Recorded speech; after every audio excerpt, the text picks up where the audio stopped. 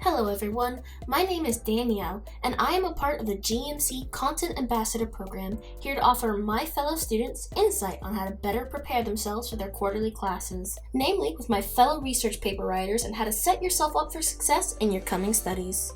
There are several types of research papers that you may need to write in your time as a student. There are analytical research papers, argumentative papers, definition papers, and much more. But what kind of paper you'll need to write will boil down to the class you're taking and will be laid out in the outline for it that you'll be given by your teacher.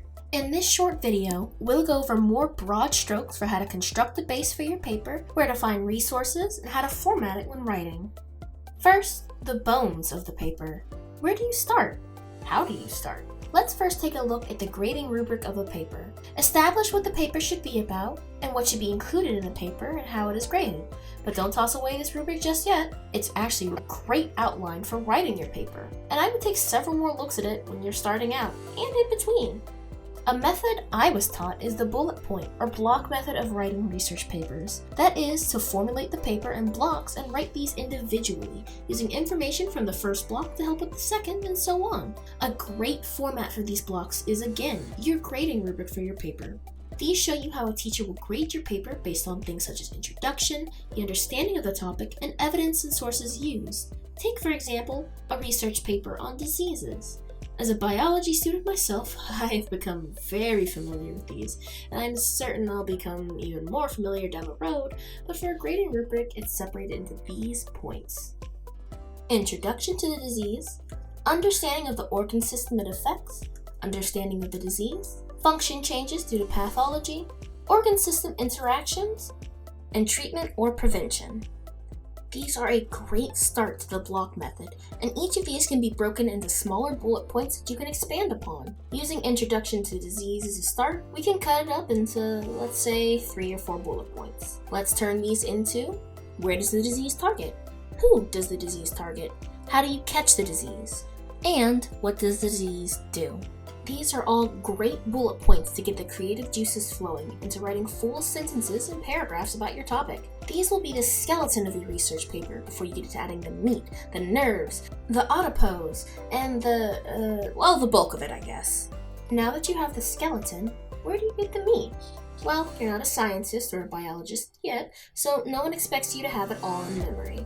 So take what you've learned from the class alongside things you can find online in scholarly articles. Things like Google Scholarly are a great place to find scholarly articles for your paper. But no one's trying to cough up $60 for an article you'll be using once. So GMC has you covered with its vast online repository of sites hosting thousands of articles, journals, and videos to help you create the perfect paper.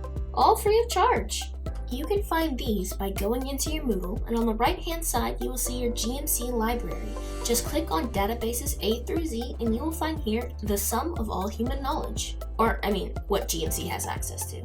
There is a huge variety of subjects you can filter through and plenty of websites to help you find exactly what you need. Just make sure in your filters for these websites, you check the box for peer-reviewed articles and scholarly journals only. This ensures that everything you pull from and cite is reputable and not on the shadier side of information. Another great place to find information for your topic is your class textbook. This may not apply to everyone, but for you lucky few ones, your book can be an invaluable source of information to cite, giving you in-depth explanations of something related to your topic in a very unbiased and technical fashion, perfect for your paper. Just as with all of your articles you pull from, be sure to cite it, and additionally, depending on what citation format you use, cite the page number or chapter you pull this information from. Now, unfortunately, I can't tell you exactly what articles to pick, but this is where you put your critical thinking skills to use. Pick articles that offer information from an unbiased standpoint, presenting it as factually as possible with good referable statements that aid towards your own explanation. Throw on some relaxing sounds, grab yourself a cup of coffee, and get writing. Make sure to start as early as you can to ensure you aren't pressured into finishing it closer to the deadline, and remember to take breaks. Setting writing goals for the day is a good way to space it out, and that gives you time for writing, editing, proofreading, and anything else you may need before submitting. Now, for your readability. Ever look at an article you want to use for a reference, but at the mention of polypeptide chains or oblate spheroids and Googleplexes, your eyes kind of start to glaze over? That's what we want to avoid. It's important to come at the topic from a certain level of understanding, What that meaning is that you have a good understanding of the topic you write on, enough to use more complex words or definitions, but you also know that the reader may not come from the same level of understanding. And one of the primary goals of your research paper is to educate the reader on the topic. Remember to include at least short descriptions or definitions of a word you're using in order to elevate the reader to a better level of understanding for your paper, and never skip out on the assumption that they should simply know this. Do your best to expand upon more complicated topics and systems, but keep it short. While you may not have a maximum word count, you certainly don't want your teacher struggling to get through a 10-page paper when the minimum was 5.